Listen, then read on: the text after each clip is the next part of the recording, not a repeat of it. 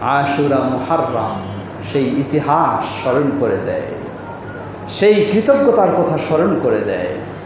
খুতবার সময় দীর্ঘ করার সুযোগ নেই, ফিরে আসি। আজকে আফসোসের সাথে বলতে হয়, সেই আশুরায় মুহাররমকে, যেই অন্যায় প্রতিরোধের জন্যই হচ্ছে ইতিহাস এই আশুরায় মুহাররম, বাতিলপন্থীদের পতনই হলো এই আশুরায় মুহাররম। আর সেই আশুরায় মুহাররমকে কেন্দ্র করে আজকে বাতিলপন্থীরাই ছয়লাভ, লা হাওলা ওয়ালা কুওয়াতা ইল্লা বিল্লাহ।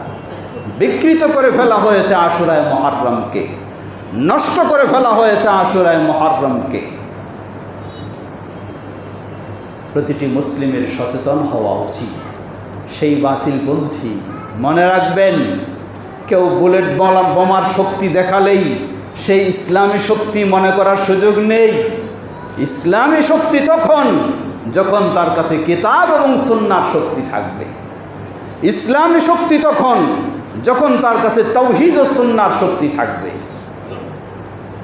সেই বুলেট বোমা যারা দেখালেন, খোঁজ নিয়ে দেখুন আশুরায় মুহাররমে কি অবস্থা, লা হাওলা ওয়ালা কুওয়াতা ইল্লা বিল্লাহ, কি অবস্থা।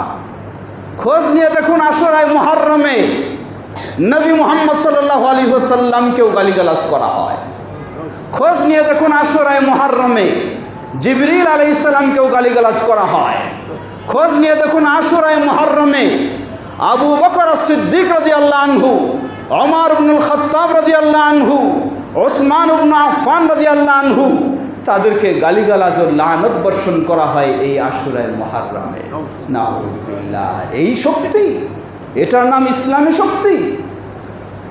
মনে রাখবেন, ইহুদিদের বিরুদ্ধে কেউ লড়লেই সে মুসলিম হয়ে যায় না।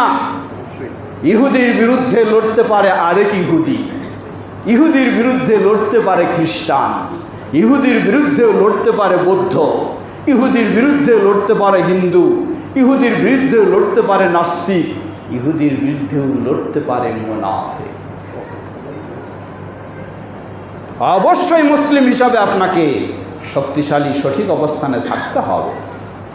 এর মানে এই নয় আপনি শক্তি দেখাতে পারেননি, আরেকজন শক্তি দেখায় ফেলল, তাই সেই সঠিক হয়ে গেল। এই ধরনের কখনো ভ্রান্ত চিন্তার মাঝে পড়ে যাবেন না। ইসলাম ইসলাম ইসলাম হলো কিতাব এবং সুন্নাহ, ইসলাম হলো তাওহীদ এবং সুন্নাহ। এই আশুরায় মুহাররমে সেই শক্তি লক্ষ্য করুন।